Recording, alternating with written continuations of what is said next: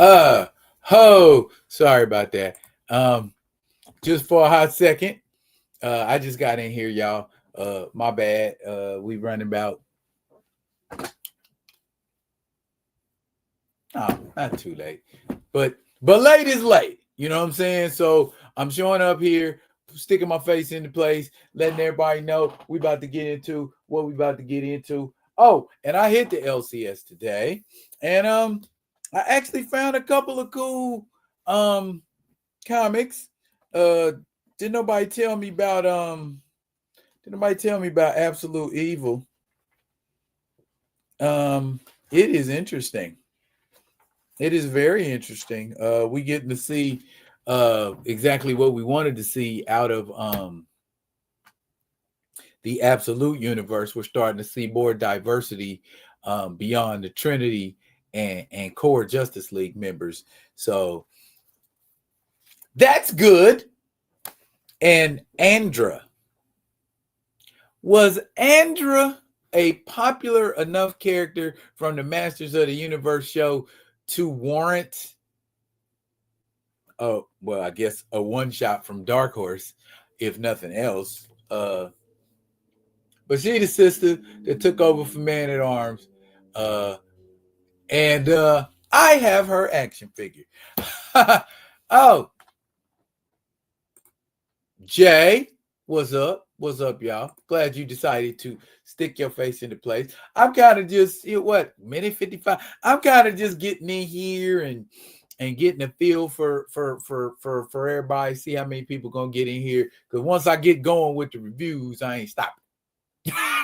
So I'm telling y'all about stuff I bought versus what I'm gonna be reviewing. Who knows? We might review this next week. Wise Acre Comics, House of Wise, Magnus Jakuta. Is this another one I've been missing out on and y'all didn't say nothing?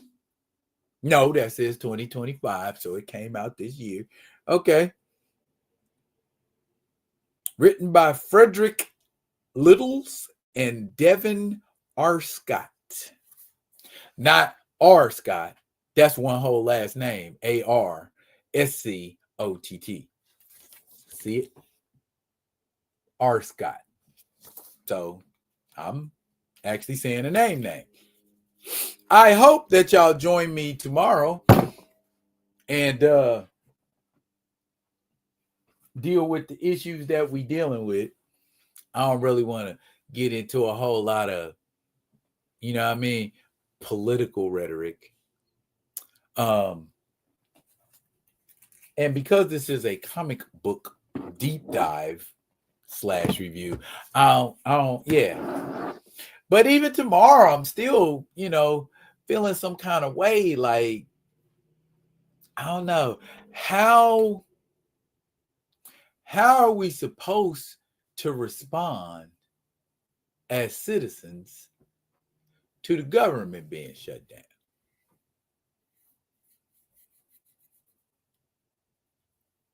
That's something that affects us all. You see what I'm saying? Not something that affects just conservatives or just liberals. You see what I mean? So that's not an issue of who right or who wrong. Damn, who's right or wrong. What we gonna do about it? Reason I bring it up is because it affects consumption. What we are capable of purchasing, and especially in a situation like now, is definitely going to be a matter of need versus want. You know what I mean? Do I need this versus do I just want it?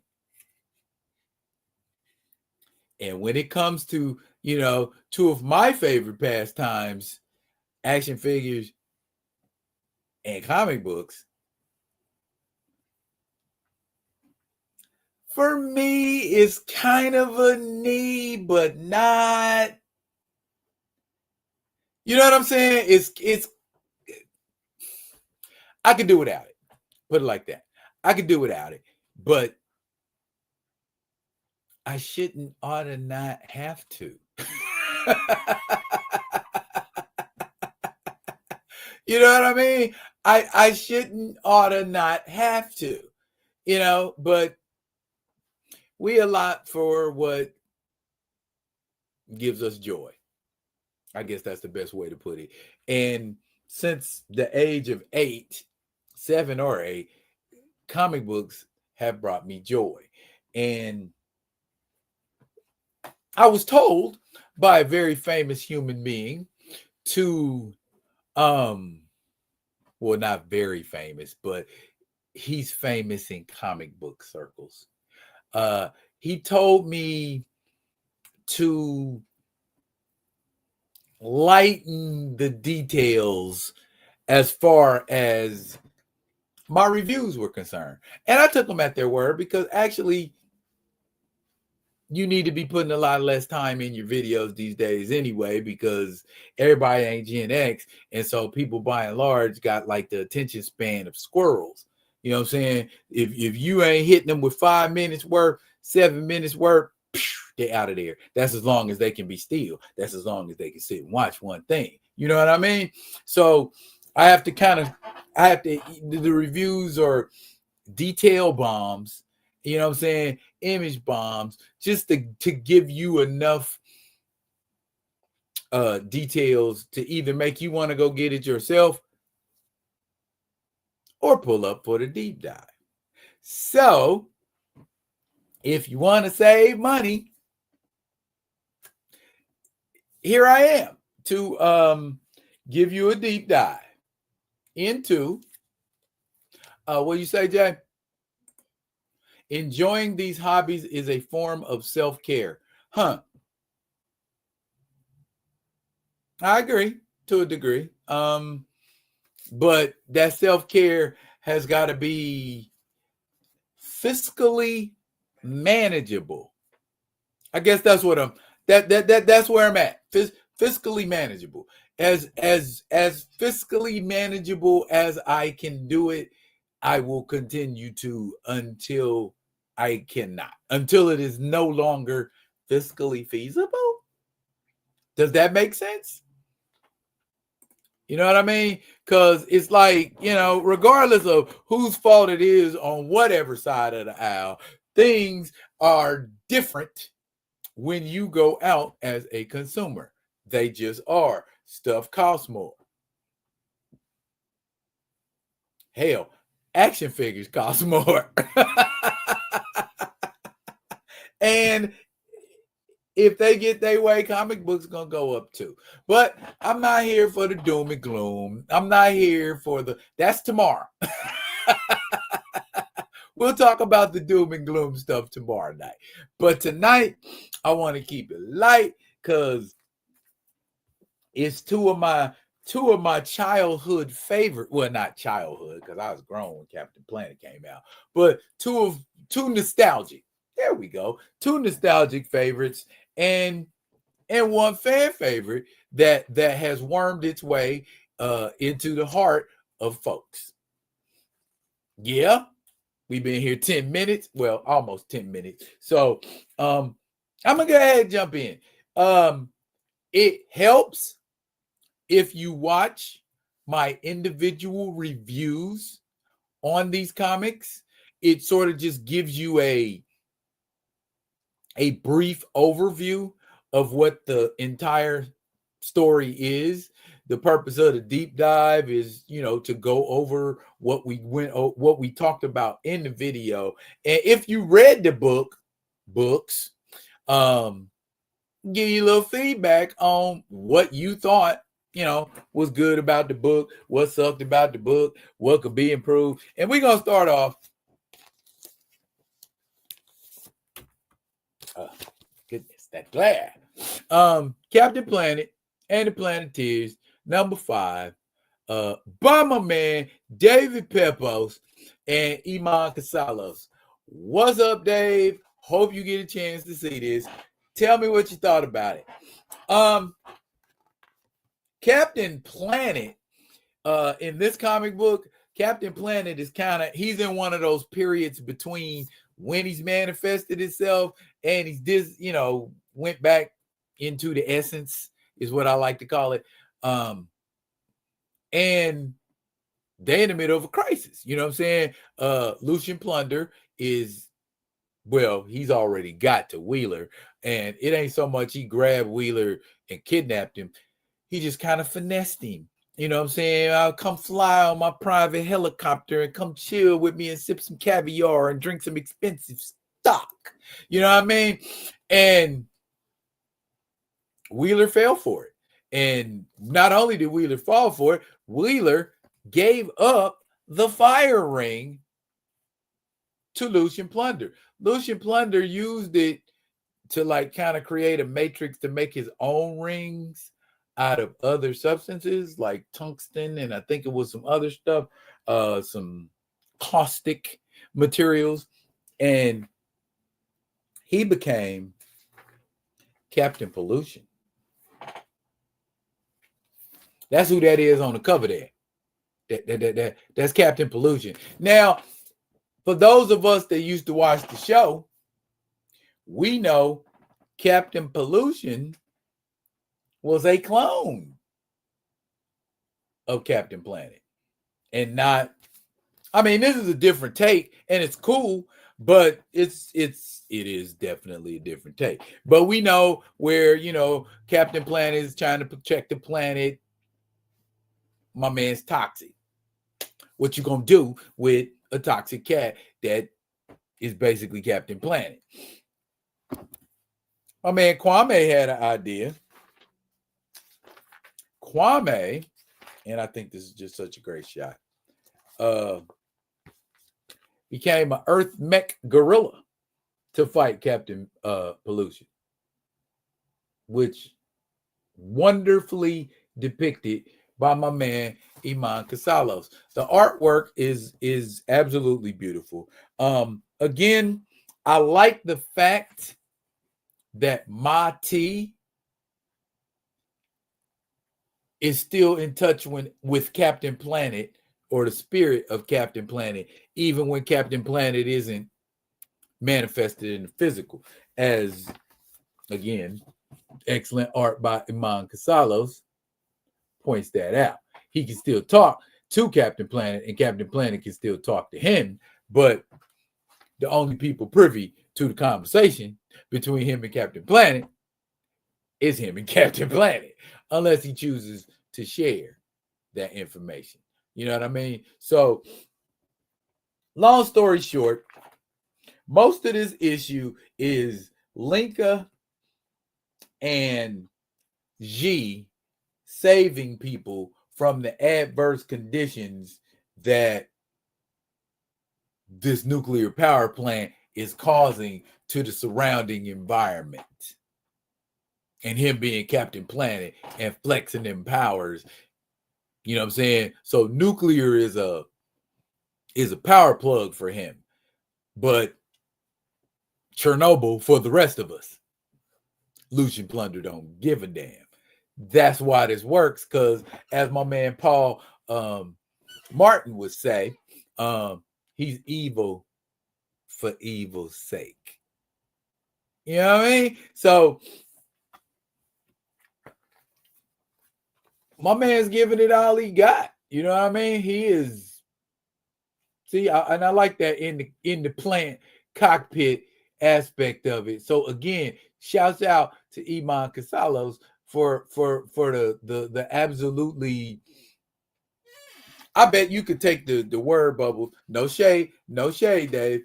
I bet you could take the word bubbles out, and that story would still be gotten across. You know what I mean? Long story short, Wheeler and Mati are getting shot at by Commander Bleak's troops, but they do get the good sense to find out where his ring is. And they get his ring back. They getting their butts whooped before they did, but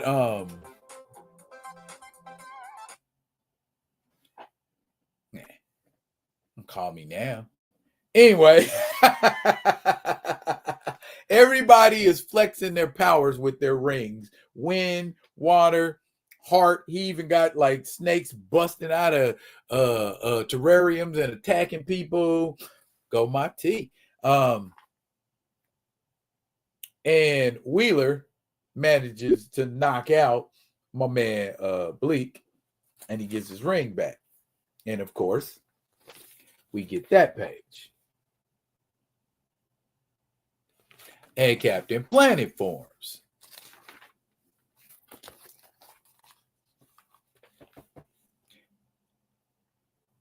Captain Planet versus Captain Pollution is going to be issue 6, which should be out real soon. I'm enjoying Captain Planet. I enjoy Space Ghost more over at Mad Cave. But it's not a terrible book. You know what I'm saying? It's not a terrible book. You know what else ain't a terrible book? This right here. Blue Falcon and Dynamite. Blue Falcon and Dynamite. Blue Falcon and Dynamite is not what you think.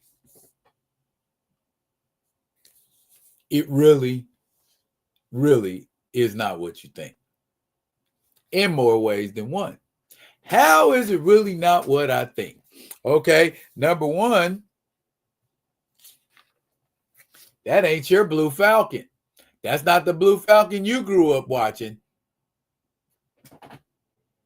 And yes, that red stuff is blood. That red stuff is blood. Furthermore, it's not your Dynamite.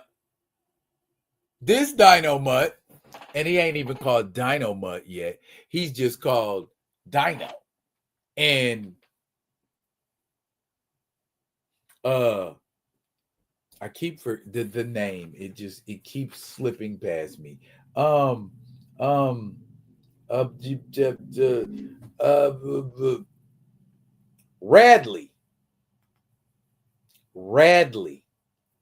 Radley Crown.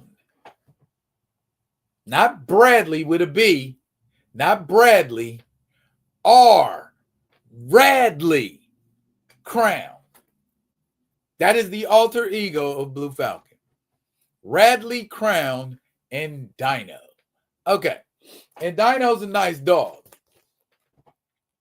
And that's Radley Crown's girl. Because Radley is basically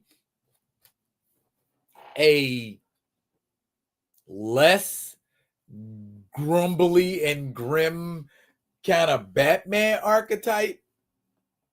And that's what you're getting, you know, with Blue Falcon in Big City. I like that ambiguous name, Big City. What up, Diesel in the building? You digging Blue Falcon and Dino Mutt? It's actually a couple of more issues along than what I reviewed, but if you keep feeling it, I will keep bringing it to you and the Rock With Me Nation. He's got a scientist named Rudy King that works for him. You didn't think Radley Crown was building all of those cool gadgets by himself, did you? Everybody can't be Bruce Wayne, man.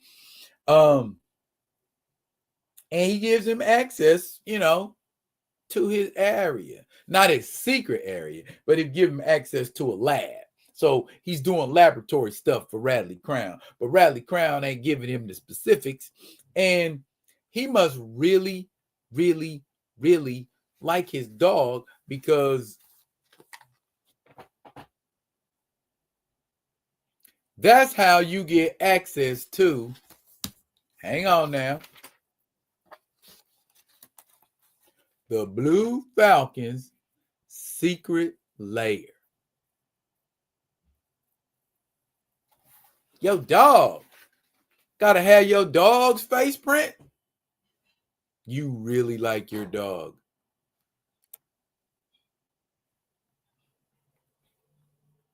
Oh ho ho! Gray is in the building. We are Dino Mutton and Blue Falconing right now, sir. But yeah, this is our first. This is our second one actually. Long story short, Rudy King owed money to some people. So, in order to keep from getting his ass whooped, Rudy King gives him access to Radley Crown's lab. Okay. Meanwhile, while they're busting in his, well, they ain't breaking in because he gave him a lab key.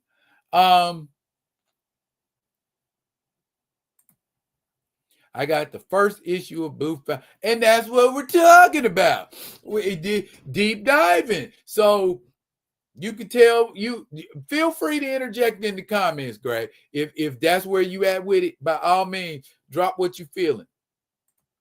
Jay in here, he said, hopefully the Scooby-Doo line from Jada will run long enough for them to make Blue Falcon and Dino Mutt figs.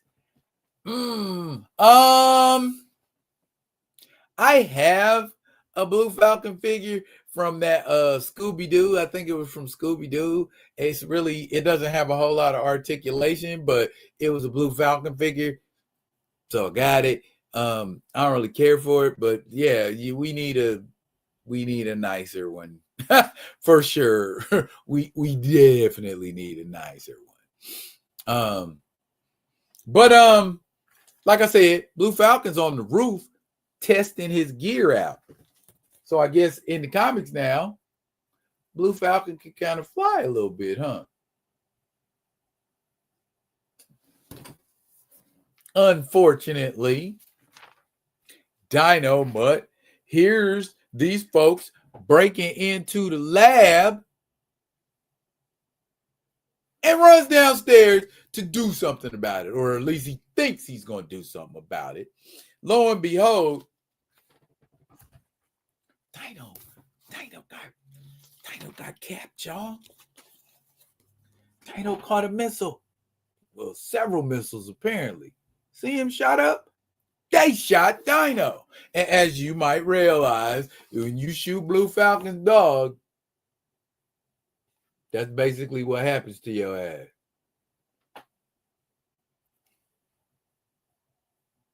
The one dude was like, I'm running. F that. And because he ran, that gave Dino Mutt time to grieve. You know what I'm saying? I mean, not Dino, but Blue Falcon. Time to grieve for him. You know? And y'all know what's happening. You can pretty much follow this plot. You know what's going on. I'm taking him into the lab. We're not done yet. And what's the name of the next issue? Second Life. Second Life. So, and of course, we know we get Dino Mutt, right? So, my only question, and it's probably the only question everybody else has, are you going to give us a cooler, edgier Dino Mutt? Or are we going to get that same stupid, are we still going to get that? And when he try to pull out something, pull out the wrong thing, are we going to keep getting that? I guess that's where I'm at with it. That's the only question I got. Blue Falcon, I knew it wasn't going to be hard at all to revamp Blue Falcon. And they revamped Blue Falcon, and it looks nice, and it moves nice. You know what I'm saying? But is Dino Mutt going to be Dino Mutt? You know what I'm saying? He said, I didn't know it was going to go down the way it did. It got dark quick. Yeah, everybody smiling and cheesing, happy. Oh, the dog is over here doing this, that, and the third. And then next thing you know, they capped his ass. I was like, okay, all right. This is grown Dino Mutt. This ain't that fun Hanna-Barbera fair that we was getting, you know what I'm saying, when we was kids. He got naked bras with bath towels in his house. He got thugs beating up folks and shooting his dog. So yeah, this is very grown fare. So I'm here for it. Courtesy of Jimmy Palmiotti. Jimmy Palmiotti. Okay. And what's his name? Quilano. I'm sorry if I'm mangling your name, sir. But his name be Pascal. See, that's why it's not a typical name. Pascal Quilano is doing the art, and I definitely like the way he depicts Blue Falcon and Dynamite. I hope that we get. It's just me. I want a serious Dynamite.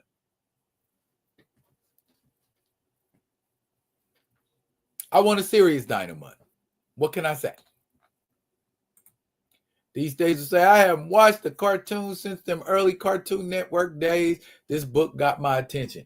Bruh, between Dynamite and Mad Cave, they got all that covered. They got all that covered, bruh. They got, between them, they got He-Man, Thundercats, Blue Falcon, Space Ghost, Herculoids. I think I even seen an Impossibles comic book.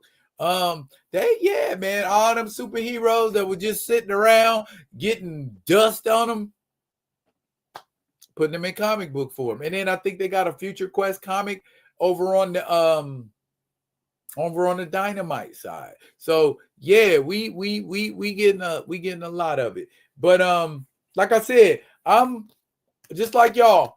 I'm on board. I'm on board for this. I mean, I always thought Blue Falcon could have got more shine than what he got if Dynamite was like a serious partner. You know what I'm saying? Or a legitimate one. You know what I mean? And how come they colors? Why he can't get his color scheme? Why he wearing blue and you wearing green? I always wondered about that.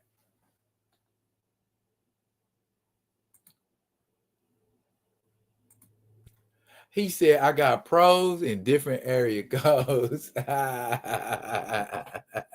With a name like Radley Crown, you better.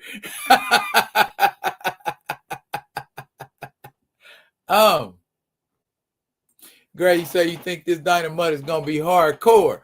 I hope so. I hope it's because I did, because that'll change the whole tempo of the comic to me. Because if it go from this gritty and dark to if it goes to that, I'ma really be turned off. I'ma really be turned off. You know what I'm saying? But Jimmy ain't let me down yet. So hopefully. Yeah, they do. I mean, I was just naming off what I know of and have seen. I'm sure they are crap. They Mad Cave has Gotcha Man, and they also have like individual series. They have a Ken series, they have a June series, and they have a Joe series so far. So they got a Galactor series. All of them series based off a Gotcha Man. So yeah, they doing it. They doing between, like I said, between Mad Cave and Dynamite, they got all your old school cartoon, got Speed Racer. You know what I'm saying? They got all that covered and then some. So if you was looking for like a gritty comic about one of these comic book characters that was like G-rated on the screen, they doing some things. Seen a dope Blue Falcon and Dynamite illustration from artist Brett Booth. He drew a mean look. I'm pretty sure some of these variant covers that we're gonna start seeing for Blue Falcon pretty soon, I'm sure at least one got like a cold-blooded, you know what I mean? Because I really, I for real need Dynamite to be edgy. I need it to be edgy.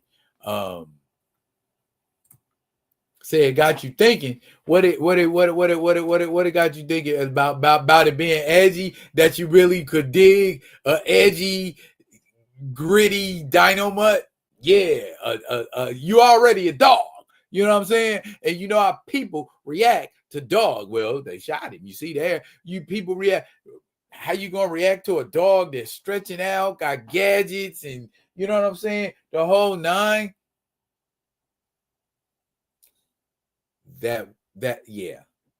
I hope they know him and Pascal Quilano. I hope they know they got a banger on their hands with this one. You said new animation. Oh, wow. Well, y'all know, if y'all been following the channel, y'all know I've been pushing and advocating for Hanna-Barbera shit for the longest time. And I ain't just talking about no Future Quest. You know what I mean? I want a live action Space Ghost movie. I want a connected Hanna-Barbera universe like they used to do it back in the day.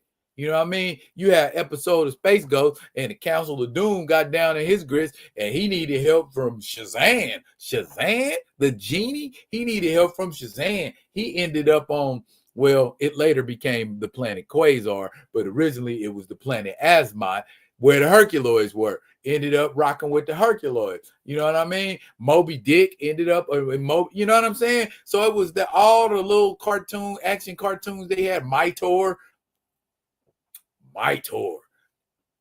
interacted with all of them. Space Ghost got to interact with all of them people. And I'm like, bruh, that was a connected universe before it was a connected universe.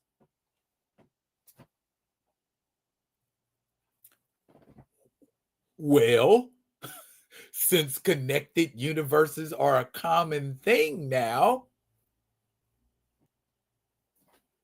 why don't we just kick it off with Space Ghost and work our way around till we get to Blue Falcon and Dynamite?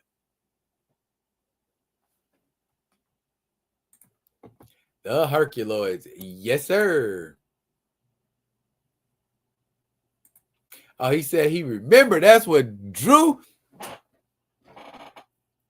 Salute, sir. Salute. I'm glad that drew you to this channel. Also, shoot, we got one more book to do, and I got some books that are waiting in the wings, and maybe we will be rocking out about them books next week. But anyway,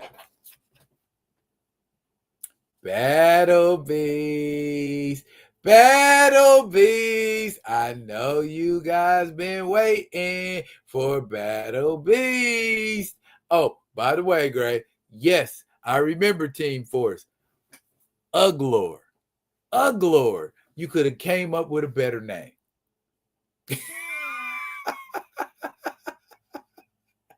Uglor. Y'all wasn't even trying.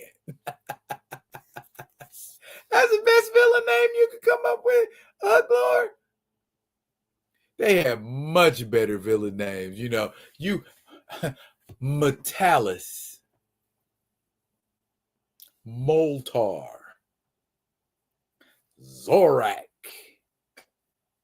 the Creature King, Uglor. Yeah, nah, that was not it.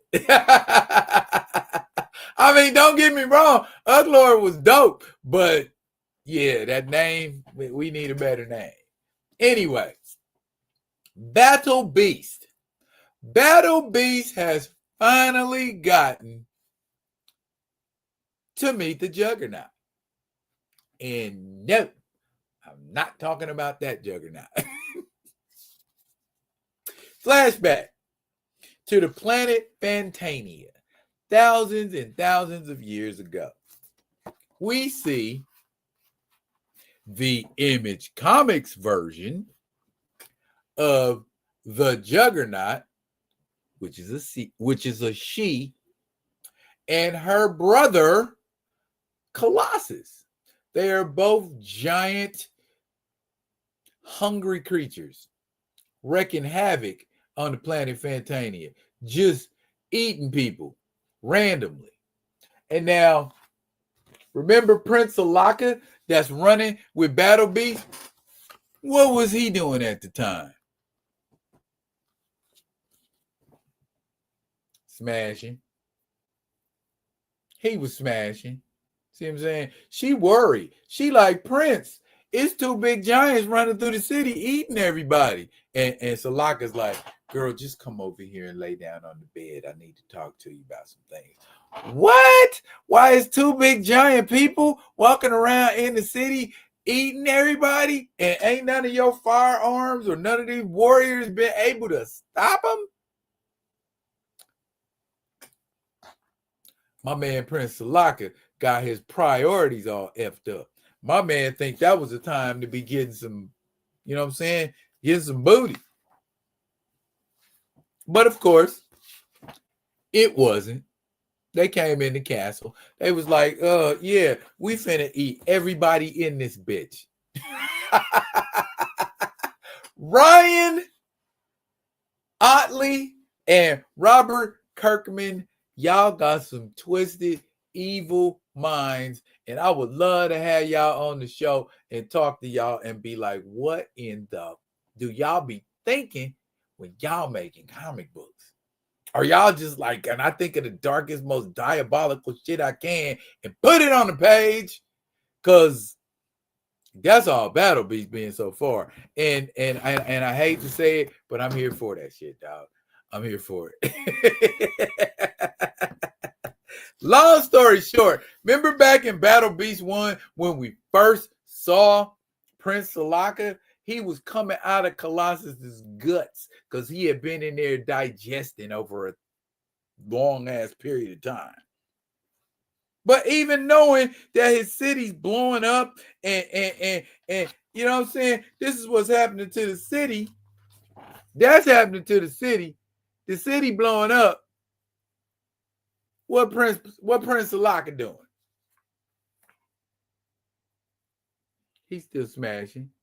He's still smashing. His city is being crumbled and eaten all around him. But he like, I still got to get that thing, ladies. It shouldn't surprise anyone that my man got ate up. He got ate up. That's what happened because you was being lazy. And you know the crazy part? He seen his parents when he was in, there go his parents, the king and the queen. They was getting ate up and digesting. Oh, son, you must avenge our bloodline. How the hell is he gonna avenge anybody's bloodline? But he got his opportunity. You are rolling with the best possible chance you got to get your quiet as kept. He done killed Colossus, so you got your revenge already, kind of, on the guy that ate you. Now all you got to do is get that sister. And my man, the computer, since they ship is no longer a viable option, the computer is been integrated into Salaka's suit. So they riding on mission Conan style, and they can still hear the computer talking at them like, I don't like you. And we already know the computer don't like Battle Beast because Battle Beast killed and ate the people that he loved. But the computer had the balls basically to tell Battle Beast to F off. He told Thok to go take a flying Thok. So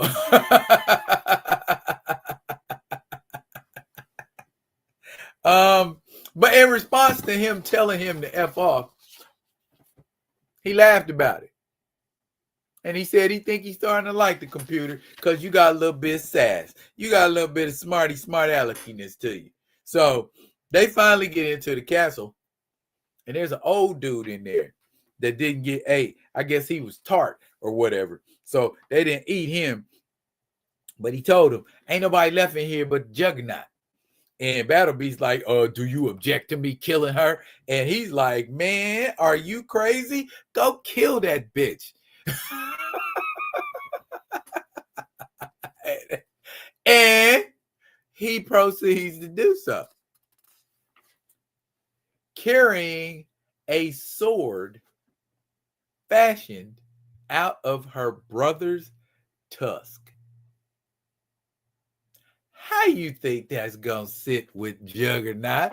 You done killed my brother Colossus. I ain't like him, but that didn't mean you had to kill him.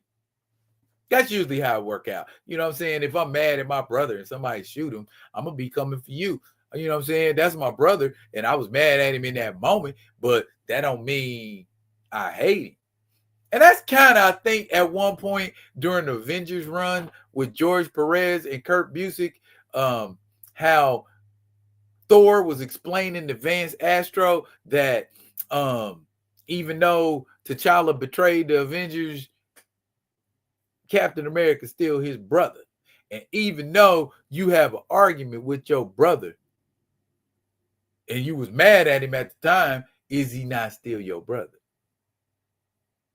So, yeah, we get mad at our brothers. But anyway, she got mad at him and imprisoned him somewhere. But Battle Beast busted him out and killed him. All right, now, here we looking at the Juggernaut. That's what she looked like up close.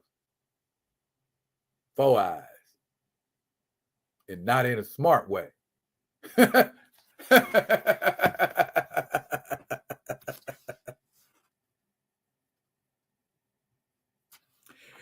But they get into a fight. She stabs out with the left and misses Battle Beast. Uh-oh, here we go.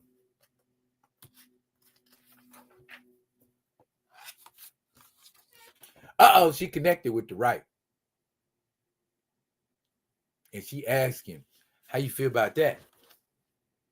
He said, what you think it is? And we know Battle Beast, he said it's a good start. Because he wants to die. And he looking for the roughest, toughest, rootinest, tootinest, shootinest cow hoot there is. What you say, D? Battle Beast reminds me of Blastar. I can see that. You know, he braggadocious, but he ready to fight. You say Kirkman would be a fun interview. I think so. I think I would get a lot of info out of him that the average mug don't get because they scared to ask the questions that are just commonplace for the realm of D-Real. What you say, Great Prince said, you don't have to call. It's okay. Because I'm gonna be all right. You don't have to call. It's okay. Did Prince sing that? Yeah. Did Prince sing that first?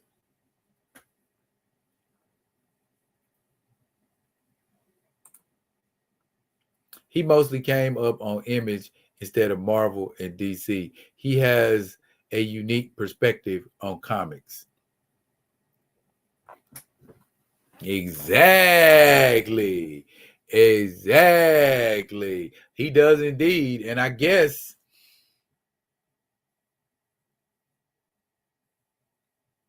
he'd be completely legitimate to kind of have the thought process about it that he does. So I guess so. If you've never been permeated with the stench of the big two, then yeah, you batting 500.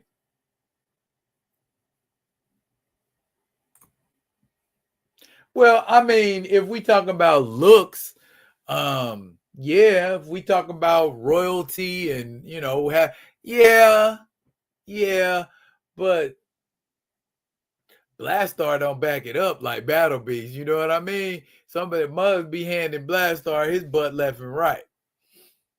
I kind of think of Battle Beast as sort of an outer space Cole or Conan, sort of just kind of I'm gonna want to roam the countryside and I'm gonna beat up stuff and conquer stuff and accumulate along the way and get honeys and but with Battle Beasts it seemed to be like I'm a accumulate kills and I'm a eat. Because them the two things I done seen Battle Beasts do in these 5 issues is unalive people and eat. So yeah, he kind of on that barbarian tip. The Galactic Patrol pulled up and he just like enough talk and just what I'm saying, just jumped out in space with you know what I mean? I don't care. I make my own rules. I'm ready to go when I'm ready to go. So, and I don't know, for a while it's kind of like I almost want Thok to be resurrected in like modern regular Invincible universe time. I know it's over, they ain't even doing it no more, but I would very much like Battle Beast to be alive and we could see more, because how much adventure are you gonna give us, Ryan? Are you gonna give us Battle Beast until we get tired, or are you just gonna be like, oh, I'm gonna do about 20 issues or so and then I'll be done? And I urge y'all to collect it. Why? Why you say that, D? Because I think they're going to be worth something. Because it's a following, but I don't know. I'll have to check the sales and see what the sales on Battle Beast are doing. They probably selling out because I go down to the LCS and I had to have my like put it in my box. You know what I mean? Because every time I was going down there, Battle Beast was sold out. So who's watching Battle Beast? Who's checking for Battle Beast? Any of us? I know I am. I'll be here for it long as. Yeah. Well,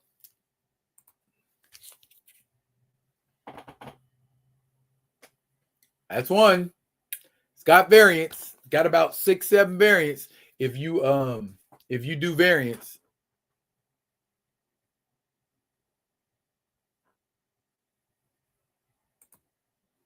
Yeah, I think the show did a little something for Thok. I think it did a little something for him, D. What I was gonna say though was I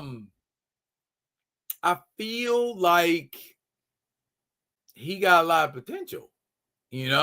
We could have like a couple hundred issues of. I don't think Ryan and Robert would want to do that, but we could have a couple hundred, just like with Invincible. We could have can you imagine how many different adventures Battle Beast could have been on before he even ran into a Viltrumite?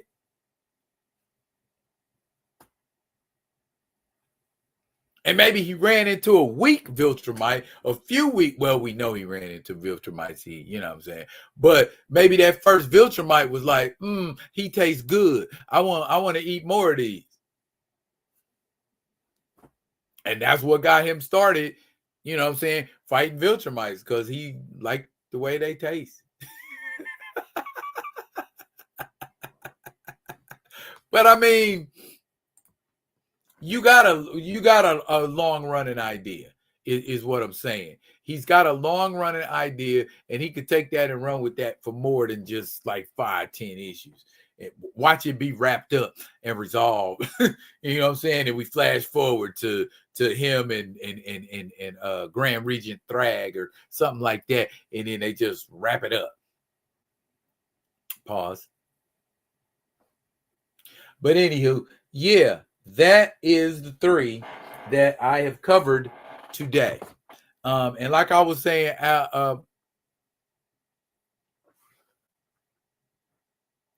he said tastes like chicken. I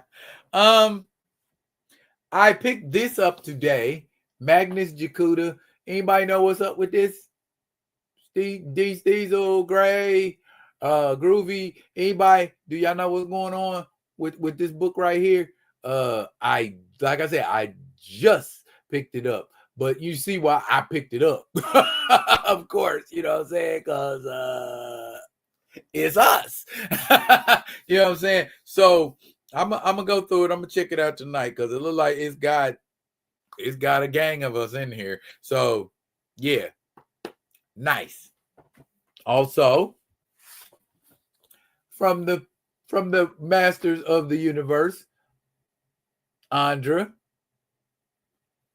She's got a one shot. And again, you know why I picked it up. Because it's a few of us in there. And then totally unrelated, Absolute Evil, issue number 1, from one of the big ones. So I believe there is a lot going on because we're seeing a lot of side characters, as I was saying earlier. So we're going to get Absolute Hawkman, looks like. And there's a couple Absolute somebody else's. I'm not sure who they are, but I'm going to read into this, y'all, and I'm going to get y'all a better understanding of what's going on in Absolute Evil. So that was a deep dive of Blue Falcon and Dynamite number 1, Captain Planet and the Planeteers number 5, and Battle Beast number 5. I will be giving you reviews on these books this weekend, as well as a couple others. I think what I'm going to do is I'm going to start throwing a classic in there because edutainment is what I do. And I'm going to give you a couple of recents, but I'm going to also hit you with a classic. Also, y'all be looking out for the rehash version of Panther's Rage. I think it's time for me to do another one and update it and bring people up to speed on what's going on. Or what went on with T'Challa before he had vibranium weave habits. He was doing just well. I'll let you be the judge of whether or not he was doing just fine. But he was dealing with crocodiles, rhinos, and T-Rexes. Oh my. He was dealing with somber and white gorillas. Oh my, he was dealing with King Cadaver, Salamander Cruel. Not to mention Lord Carnage and Baron Macabre, along with Killmonger. That Killmonger? No. This is a very different Killmonger. Hang on to your hats. Jungle Action was made in the 70s, and it looks every bit of it. But one of the best Black Panther stories I have ever read. Top 5. I made a video. It's in my top 5, y'all. Black Panther is strong. He can tell he's got durability. And if that run in Jungle Action don't show you that T'Challa is one of the most durable superheroes you ever seen that wasn't superhuman, bruh, because somebody said it. He was going through it. But y'all be looking for that. Yeah, y'all be looking for some of them classics. These Diesel said, last I checked, the Absolute line is selling better than main universe books. Probably why that's what I'm mainly messing with. You know what I'm saying? It don't shock me. It don't shock me one bit. But the Absolute line is what's up, y'all. But look here. That has been your live deep dive. I thank y'all for pulling up and hanging out with a brother. Next week, same time, same place. I'm going to say that again for the people who forgot. Same time, same place next week. That's it for now, y'all. But fret not, I will be coming at you with another one of them other ones. And until I do, y'all be good and be good to each other.